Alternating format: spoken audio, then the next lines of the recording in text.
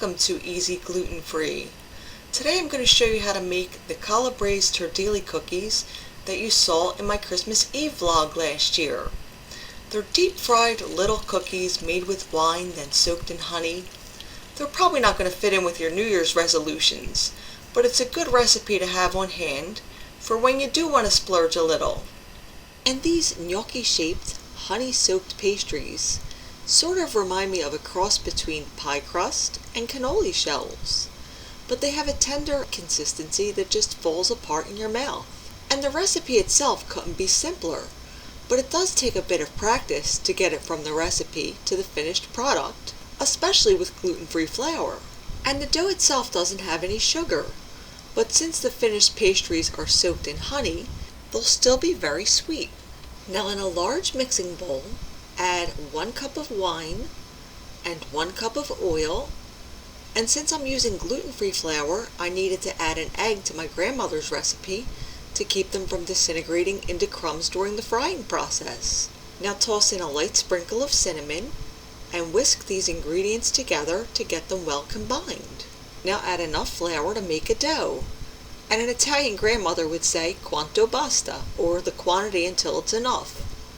And instead of just eyeballing it like I normally would, I popped the mixing bowl onto a scale so I could weigh the flour for you and give you an idea how much I actually used today. And after adding some flour and stirring and adding a little more and stirring a little more, I came to the conclusion that I used about 1 pound and 5 ounces of flour, which I stirred gradually until I had a dough that could be rolled into tiny balls. And actually, if I were using regular flour, the dough would be sturdier and I'd be rolling these into ropes before cutting them and shaping them like gnocchi.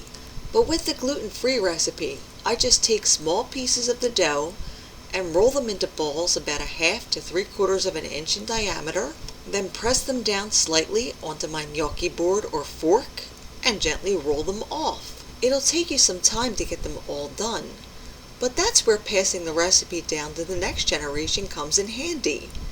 My daughter was really starting to get the hang of it this year. She's already pretty good with gnocchi, but the dough for these cookies is a lot more fragile than a gnocchi dough. Once you have them all done, drop them into hot oil, one at a time, and I actually like to use a wok, which of course isn't Italian at all, but it allows me to slide them down the edges of the pan, which cuts down on the splashing. And you don't want to do more than maybe a dozen at a time to keep things manageable. And after about 3 minutes, when they're golden brown, pull them out and drain them on some paper towels for a minute or so while you drop in the next batch. And as they're frying, I like to add the first batch to a large, cool skillet and just start to drizzle over some honey.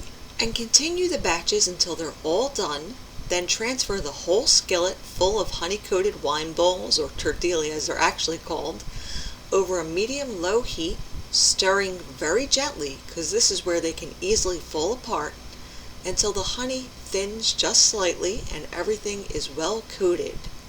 And I ended up using about 10 ounces of honey for the recipe amounts I gave you today. Now you can either serve them immediately or store them in an airtight container with a well-fitting lid. That'll make it very easy to turn the entire container over every few hours to distribute the honey without having to stir them directly, where you'll risk breaking them apart. And they can last up to a week stored like this. At least that's what I've heard. At my house, they never last more than a few days. And if you'd like to print a copy of this recipe, you could always visit my blog at the link below. And for brand new recipes every week, don't forget to subscribe. See you again soon.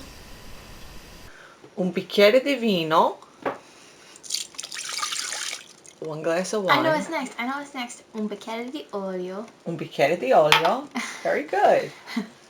Very good. You know what's next. Un bicchiere di olio. And then the basta. The basta. It's Farina quanto basta. farina quanto basta. Since I'm using gluten-free flour, I have to put it 1 egg. Uno uovo. Uno uovo. Correct. And then I got to tell me from Duolingo. Uno uovo. And then, fiorio. Not fiorio. Farina. Farina. Quanto basta. Farina quanta basta. Right. Farina quanta basta. Enough flour to make it a dough.